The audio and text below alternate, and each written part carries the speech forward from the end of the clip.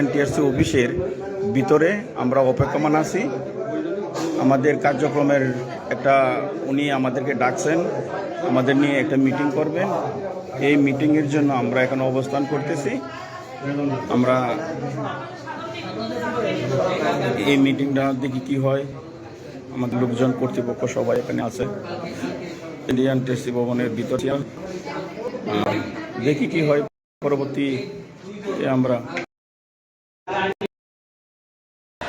বন্ধুরা, এই মুহূর্তে এনটিআরসির ভবন কঠোর নিরাপত্তার বেষ্টনে আবদ্ধ।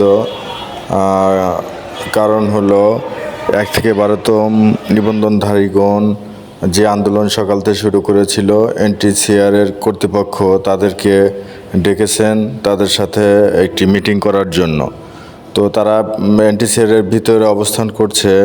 এদিকে বাহিরে পুলিশ কঠোর নিরাপত্তার মধ্যে তাদের বেষ্টন করে রেখেছে, কারণ এখানে যেন কোনো বড় ধরনের দুর্ঘটনা ঘটতে না পারে, কোনো অকারেন্স সৃষ্টি না হয়, সেই জন্য মূলত এই কঠোর নিরাপত্তা।